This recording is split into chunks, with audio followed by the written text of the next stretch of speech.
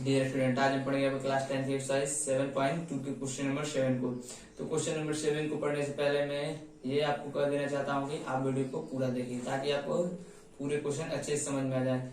Video को पूरा देखें। यदि मैं 5 मिनट तक आपको संतुष्ट नहीं कर पा रहा हूँ, यानी कि मैं जो बता रहा हूँ वो आपके यदि समझ में नहीं आ रहा है, तो वीडियो को छोड़ के जाएं, अन्यथा वीडियो को देखते रहें। और वीडियो अच्छा लगे तो लाइक और शेयर तथा चैनल पर नए हैं तो सब्सक्राइब जरूर कर दें। तो जो हमारा क्वेश्चन नंबर 7 है, बिंदु ए की निर्देशांक ज्ञात कीजिए, जहां ए बी एक वृत्त का व्यास है जिसका केंद्र जो है 2, -3 है, यानी कि केंद्र का निर्देशांक 2, -3 है तथा बी के निर्देशांक 1, 4 है। तो हमारे प्रश्न में कह रहा है जो एक वृत्त है, कह रहा है एक वृत्त जहां ए बी एक वृत्त का व्यास है, यानी कि ये वृत्त का व्यास होता है, ये वृत्त का व्यास हो गया ए और ये हो गया बी। ए बी वृत्त का व्यास है और फिर जिसका केंद्र इतना है, यानी कि हम मान लेते हैं अपने केंद्र को P, जिसका निर्देशांक हमारे प्रश्न में दिया है 2, -3 दिया हुआ है, ठीक है। और फिर कह रहा है बी के निर्देशांक 1, 4 है, यानी कि हमारा 1 और 4 बी का निर्देशांक है। और ए की निर्देशांक हमें कह रहा है कि ज्ञात कीजिए, तो हमें ए का निर्देशांक x और y मान लेना है। तो हम ए के निर्देशांक को x, y मान लेते हैं। तो अब हम इसे हल करेंगे। तो हल करेंगे तो हमने देखा कि हमारे प्रश्न में कह रहा है जहां ए बी एक वृत्त का व्यास है जिसका केंद्र 2, -3 है, यानी कि केंद्र का हमें नाम नहीं दिया हुआ था, तो लिख लेंगे माना वृत्त का केंद्र P जिसका निर्देशांक 2, -3 है तथा अब हम देख रहे हैं कि अपने प्रश्न में कि बिंदु A के निर्देशांक हमें नहीं दिए गए थे जिसे हमने x और y माना, तथा बिंदु A के निर्देशांक x, y व B के निर्देशांक दे दिए गए हमें जो कि है 1, 4 है। तो हमने लिखा है माना वृत्त का केंद्र, यानी कि हमारा ये P है जिसे हमने माना था जो कि 2, -3 है, वो हमें दिया गया था। फिर हमें कह रहा है कि B के निर्देशांक 1, 4 है, जिसे हमने लिखा B के निर्देशांक 1, 4 है और हमें A के निर्देशांक ज्ञात करने थे, यानी कि बिंदु A के निर्देशांक x, y माना जिसे हमें ज्ञात करना है। तो हम इसमें क्या देखते हैं कि जो ये रेखा है ए बी, जो ये रेखा है यहाँ पे B है, यहाँ पे A है, तो ये जो एक रेखा है यानी कि रेखाखंड है उसका मध्य बिंदु P, यानी कि जो वृत्त का केंद्र है P, जो कि वृत्त का केंद्र है। तो हम यहाँ पे देख रहे हैं कि एक रेखाखंड है जिसे बिंदु P 2 बराबर भागों में बांट रहे हैं, यानी कि जो वृत्त का व्यास होता है वो केंद्र आधे आधे भागों में बांटते हैं, यानी कि वृत्त के व्यास को केंद्र 2 बराबर भागों में बांटती है। इसकी दूरी बराबर होती है, मान लेते हैं इसकी दूरी x है तो इसकी भी दूरी x होती है, इसे लिखना नहीं है, इसकी दूरी x होती है, यानी कि किसी भी वृत्त का केंद्र व्यास को 2 बराबर भागों में बांटता है। तो अब हम इसे व्यास ना सोच के एक रेखाखंड सोचें, ए बी को एक रेखाखंड सोचे, ठीक है। और देखिए कि बिंदु P से, यानी कि जो वृत्त का केंद्र है वो 2 बराबर भागों में बांट रहे हैं, यानी कि हमने पढ़ा है कि किसी रेखाखंड को कोई बिंदु 2 बराबर भागों में बांटती है तो उसके निर्देशांक का सूत्र हमें होता है x1 + x2 बटे 2, y1 + y2 बटे 2।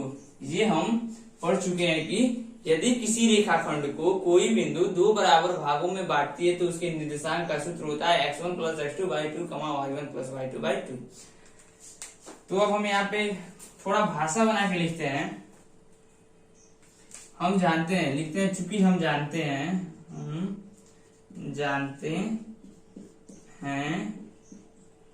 ए बी का मध्य बिंदु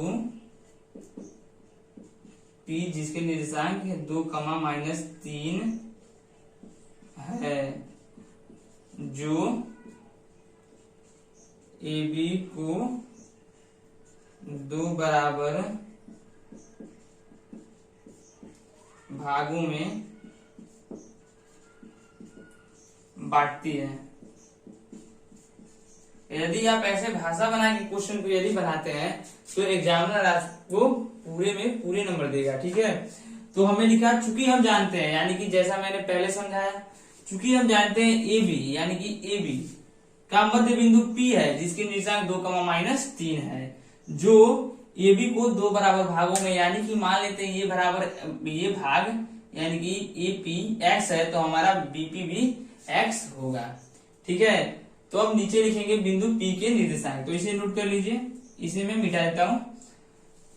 इसके बाद से लिखेंगे, चित्र को साइड में नोट कर लीजिएगा, फिर लिखेंगे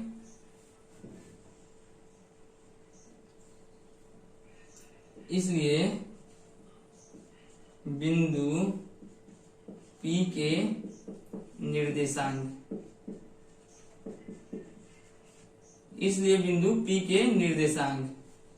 तो बिंदु P का निर्देशांक मैंने बताया कि दो रेखाखंडों को यदि कोई बिंदु दो बराबर भागों में बांटती है तो उसके निर्देशांक का सूत्र होता है x1 प्लस x2 बटे 2, y1 प्लस y2 बटे 2, हमारा सूत्र यही होता है।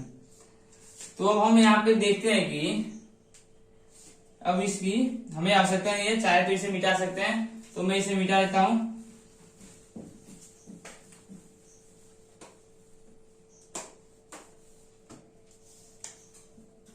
तो अब देखिए, अब यहाँ पे रही बात x1 और x2 और y1 और y2 कौन है, तो यहाँ पे हमने जो माना था a के निर्देशांक x, y और b के निर्देशांक दिए हुए थे हमें 1, 4।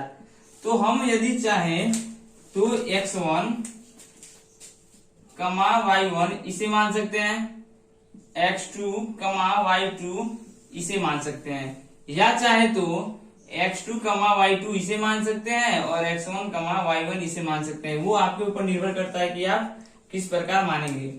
तो मैं बगल में यहाँ पे लिखता हूं, जहां चाहे तो इसे बगल में लिख भी सकते हैं और नहीं लिखेंगे तो भी कोई बात नहीं है, जहां सिर्फ आपको समझ में आना चाहिए कि x1, x2, y1, y2 कौन से हैं। तो जहां x1, y1, x2, y2, तो देखिए x1 हमने किसे माना था, x को माना था, y1 किसे माना था, y को, x2 1 को माना था और y2 4 को। अब हम इन्हीं चारों मानों को उठा के अपने सूत्र में रख देंगे तो हमें अपने बिंदु A के निर्देशांक ज्ञात हो जाएंगे। तो देखिए बिंदु P के निर्देशांक, यानी कि केंद्र का निर्देशांक कितना दिया था, 2, -3 बराबर x1 यानी कि हमारा x प्लस x2 यानी कि हमारा 1/2, फिर y1 यानी कि y प्लस y2 यानी कि 4/2। अब हम इसे हल करेंगे तो देखिए ये हो जाएगा 2, -3 बराबर, इसके आगे हल अब नहीं होगा, इसके आगे हल नहीं होगा। अब हम क्या करेंगे, जब अब हल नहीं होगा तो लिखेंगे तुलना करने पर, तुलना करने पर। ये बात जान लीजिए कि जब हम तुलना करते हैं तो भुज की भुज में तुलना करते हैं और कोटि की कोटि में, यानी कि पहले का तुलना हम पहले से करते हैं और दूसरे का तुलना हम दूसरे से करते हैं, यानी कि ये हमारा भुज होता है और ये कोटि। तो हम भुज की तुलना भुज से करेंगे और कोटि की तुलना कोटि से करते हैं।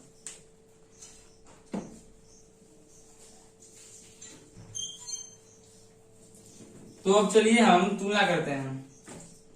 तुलना करने पर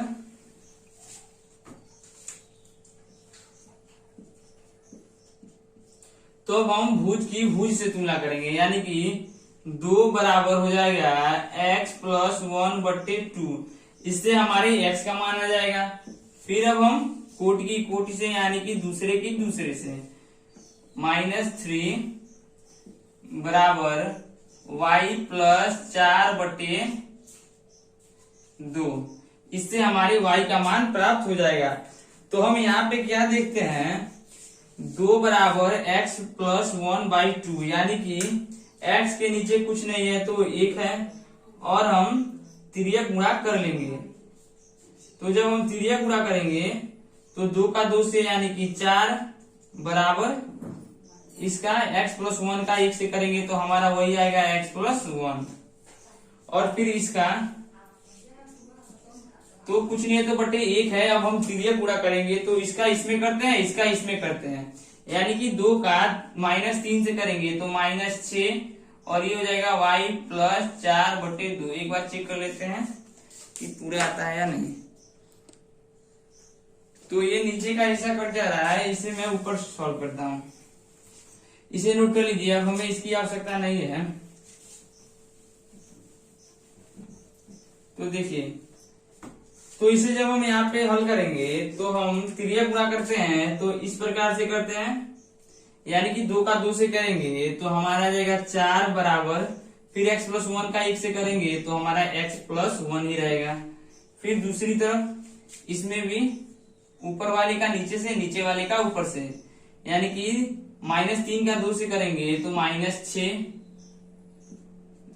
-6 और y प्लस 4 का 1 से गुणा करेंगे तो हमारा आ जाएगा y प्लस 4। अब देखिए, ये 4 बराबर x प्लस 1 है, यानी कि समान पद को एक तरफ कर देंगे, यानी कि इसे और इसे एक तरफ ला देंगे तो हमारा x का मान निकल जाएगा। तो 4 - 1 यानी कि x का मान हमारा आ गया 3। ठीक है, अब सेम इसी प्रकार इसमें तो हम समान पदों को एक तरफ कर देंगे तो y बराबर हमारा आ जाएगा -6 - 4, यानी कि y बराबर -10। यानी कि हमने इसमें क्या किया, इस x को यहीं पे सीमित रखा, इस x को यहीं पे सीमित रखा और बराबर के बाएं तरफ अपने +1 को लाया तो प्लस होगा, तो बाएं तरफ आएगा तो माइनस हो जाएगा। तो हुआ 4 - 1 यानी कि 3। फिर इसमें हमने अपने y को सीमित रखा, और ये जो हमारे बाएं तरफ -6 है और ये दाएं तरफ +4 है, तो दाहिने वाले +4 को हम बाएं लाए, तो ये प्लस में था तो बाएं आएगा तो माइनस में, यानी कि हमारा हो जाएगा -10।